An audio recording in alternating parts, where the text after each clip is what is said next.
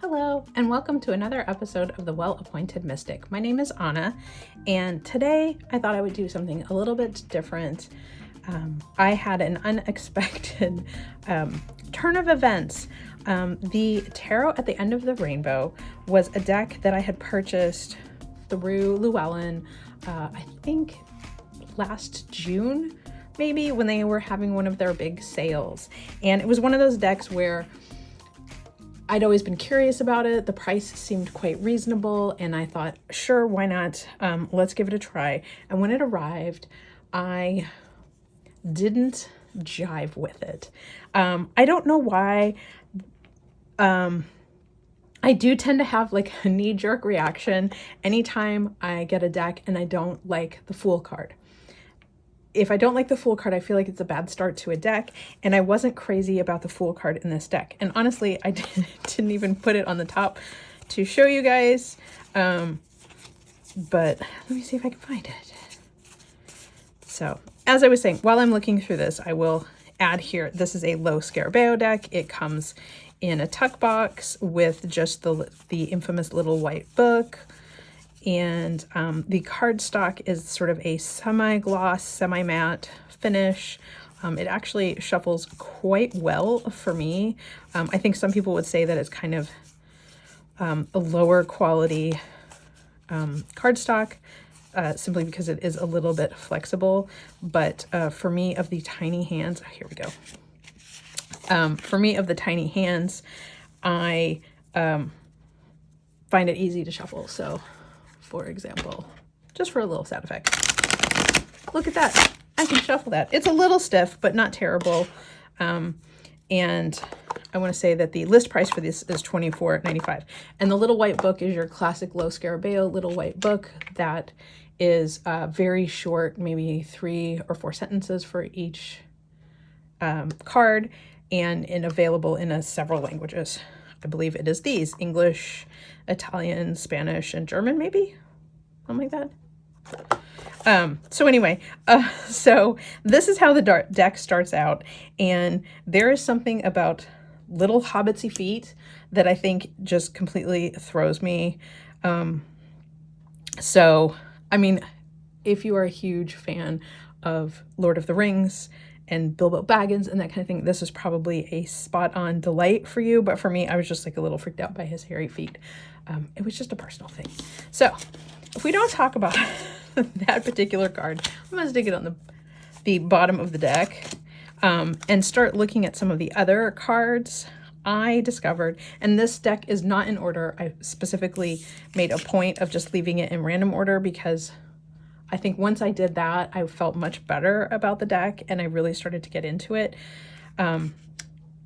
But there are some elements that are very classic sort of reinterpretations of the Rider-Waite-Smith, but done with fairies and gnomes and trolls and hobbits and Cthulhu in some cases, which I think is absolutely fine. You know, forest, fae, you know, just your whole variety of sort of fairy tale, otherworld creatures, orcs and unicorn. I don't even know what he's supposed to be, but anyway, you get the point. But the more that I worked through this deck and flipped through it, the more I came to really like it. I did one of those deck interviews with the deck when I pulled it out recently, and it very much wanted to be, you know, I look at it and I think this is kind of fun and playful, and that might be more of a good mood deck. But what ended up happening was that this very much wants to be a spiritual work deck for me, which I think is oddly fitting. I kind of live with my head in fiction, fantasy, and science fiction books. And so I think tapping into sort of my inner spirituality through fantasy is probably a really good way to go.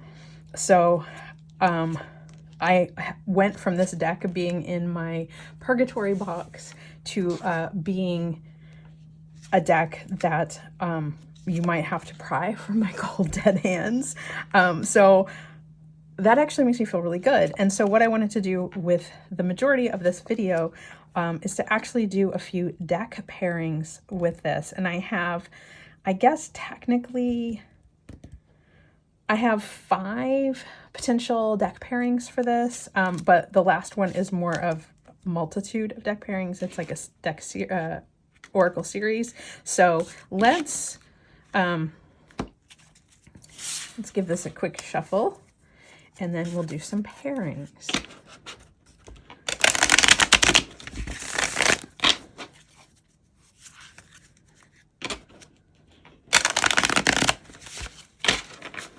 It's still a little hard for me to shuffle. My hands are so tiny. I wear kid-sized gloves. Like, it's that bad. So let's see if I can't get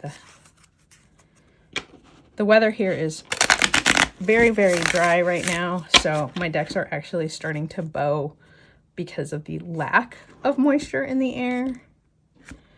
I'm taking him out. He bothers me. So, okay, I'm going to start with my first pairing, which ended up, I think, being my favorite, which is the Forest Fae from Rock Pool. It's one of the little tiny decks that come in this little magnetic box.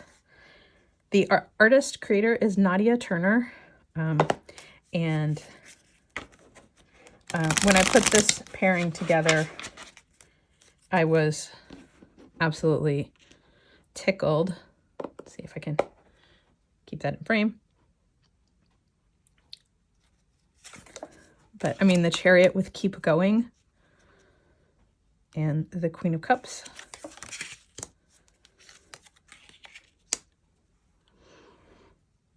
The Two of Cups, the Six of Swords, and Seed Spells. Create your story. It is the most potent form of magic. Like these, I mean, just visually and message-wise, these, I think, are a perfect pair. And I have a feeling that these two will end up living together because I think this is such a good match. I'll flip a few more through. Find strength in stillness.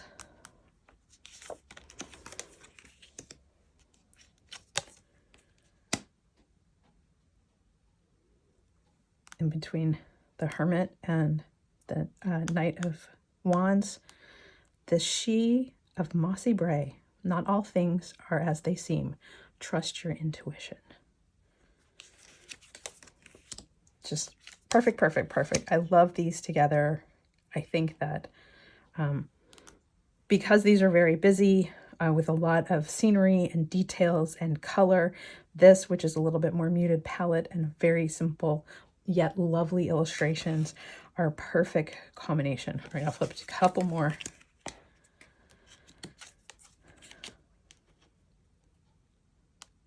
The Lady of the Lost, give to others, treasure life and all its magic.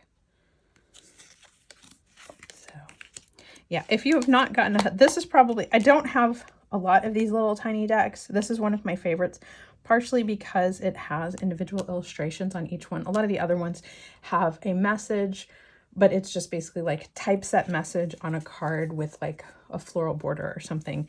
And I don't find them as engaging as this particular deck. So I will probably go through and see if I can't find some more of these decks, but I definitely think that I love the size. I think it's a good combination with, particularly with the tarot at the end of the rainbow.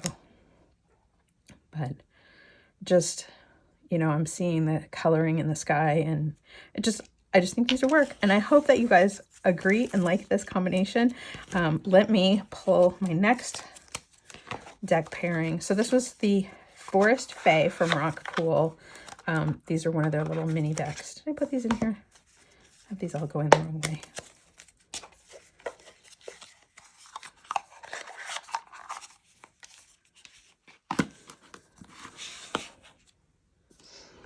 So for my next pairing, I have the Witch's Familiar Runic Oracle from Athena Noctua. And this is a small rune deck, but it did seem appropriate to combine runes with this sort of fantasy style artwork. So I think aesthetically and subject matter wise, these are a good match. My only issue is that in a larger reading like this, I wish that the runic deck had 1 or 2 keywords on it so that I wasn't necessarily compelled on like a daily basis to consult the guidebook, because I am still not very good with runes. So, but I think aesthetically it's a really nice pairing. If you are more familiar with runes, this may work better for you. But I wouldn't say that this is like in my top 3 out of the bazillion decks I have over here. So anyway, that is the Witch's Familiar Runic Oracle.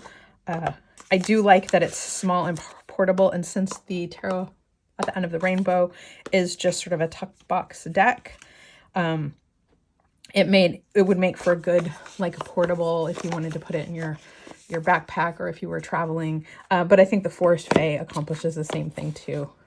Love me a good mini deck. So, okay, so my next pairing is The Secrets of the Mystic Grove. And this is a US Games deck. I don't hear a lot of people talking about this, and I think I saw someone doing a deck pairing or a, I haven't looked at this deck in a while, sort of video about this one recently that suggested that it may be out of print right now, which makes me a little sad, because it is a deck that I really enjoy using.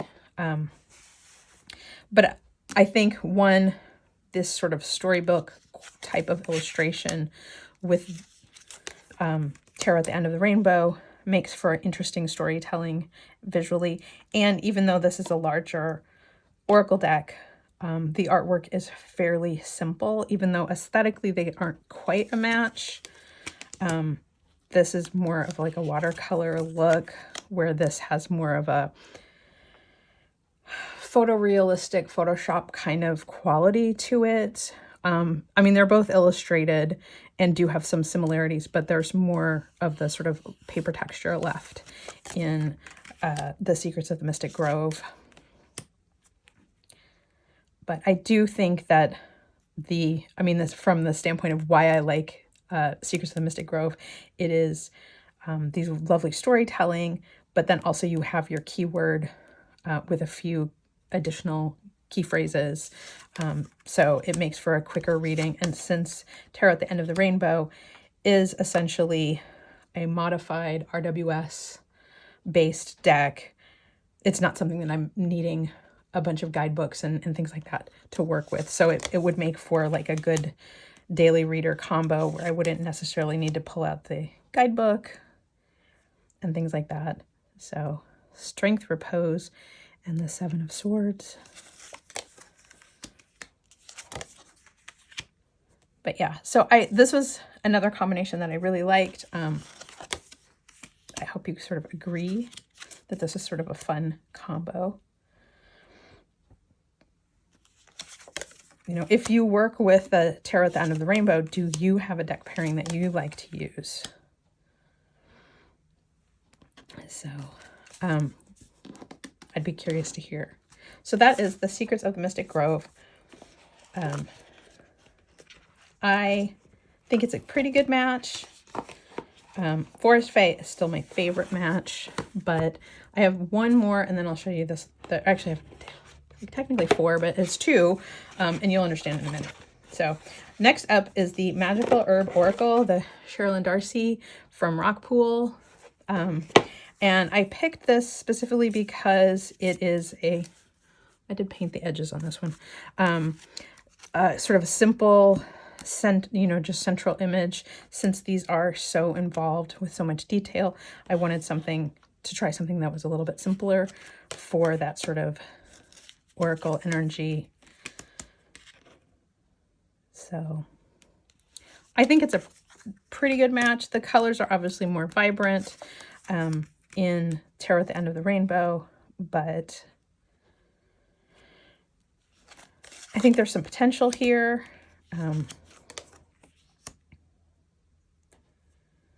Temperance, desire, and the Three of Cups. The Eight of Swords, change, and the Knight of Pentacles. I love that it's a little gnome on a badger. Oh God.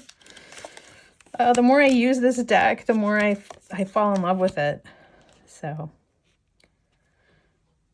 this is, I love this Knight of Cups. This sort of just like, it's a giant and he's gentle, and it's just an interesting way to depict that.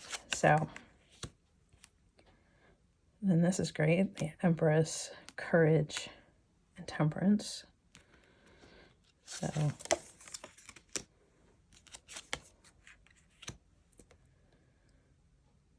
Five of Wands, open, and the Knight of Cups. Oh, was this? What was this? Is that the Page? King? Those little symbols kind of throw me. Oh, I bet this is the Page. Oh, that's very cool. Anyway, so that is the Magical Herb Oracle. I thought that just bringing in more, again, more nature elements with Tarot at the End of the Rainbow was a good idea. And then when I said that my last was more than one, it is the illustrated collection from my Atoll. This is the Herbiary, the Bestiary, and the Crystallary. And I started with the Bestiary, and then I was like, oh, that works pretty well. Maybe I'll try the Herbiary. Oh, that works pretty well. How about the Crystallary? And they all work. And I think it just depends on what kind of additional energy you want to bring in. Do you want to bring in that animal energy? You know, so. But I think illustratively and then sort of message-wise, I love this, stand up for yourself. And I think that works. Like when you go across these,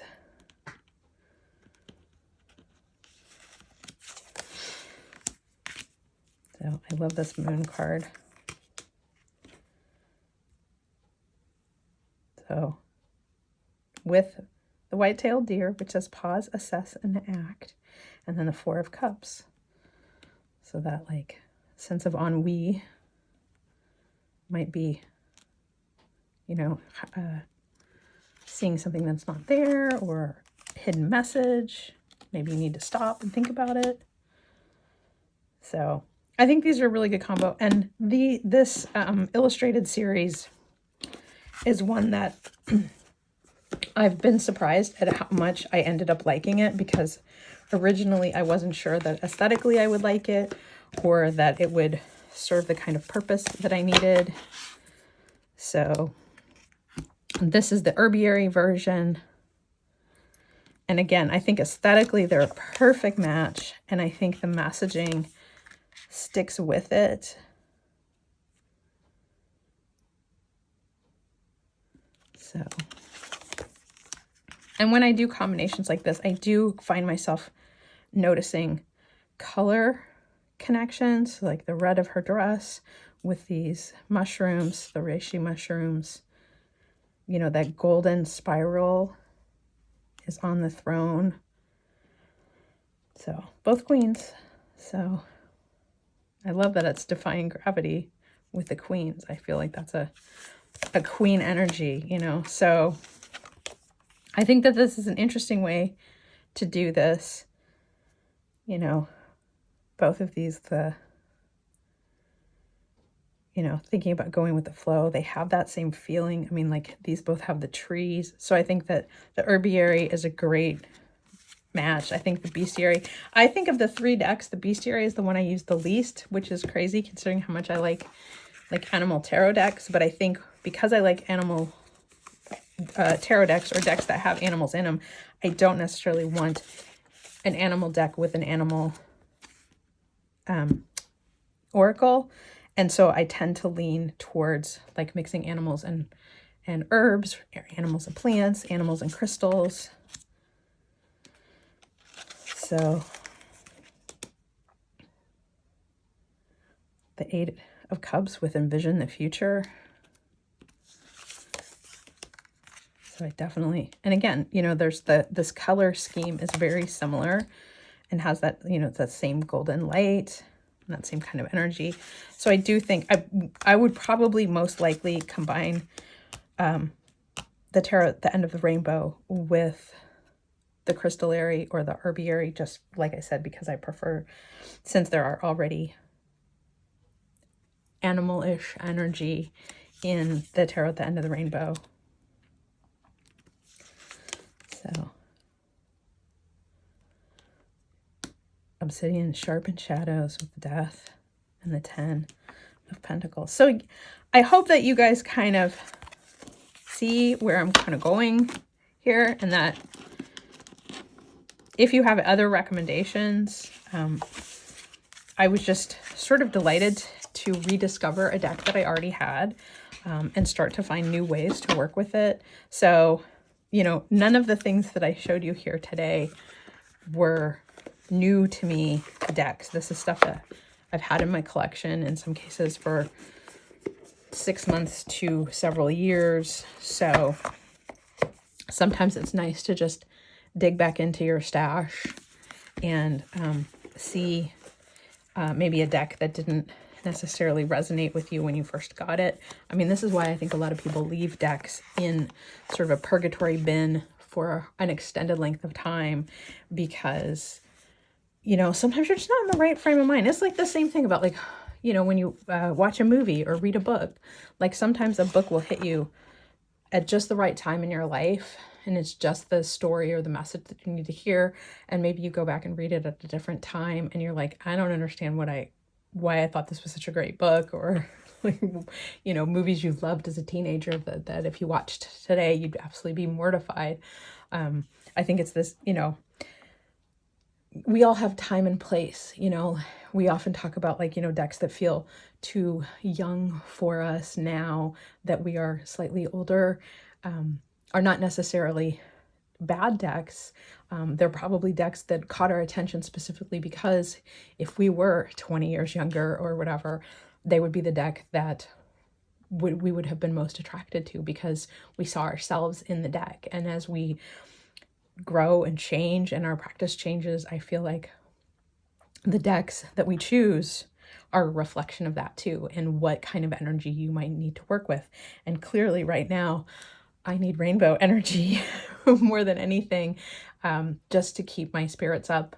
And, you know, it's cold and gray outside. And so of course I would want something that was lighter and softer on my heart. So yeah, so my advice going forward is, if you have a deck that maybe didn't click with you right away, pull it out again. Maybe make a new deck pairing with something you haven't tried before.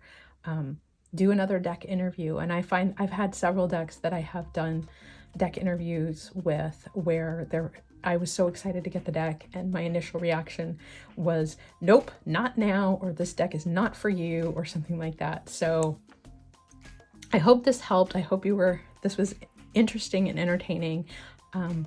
Like, subscribe, leave a comment. Thanks so much, and I'll talk to you again soon.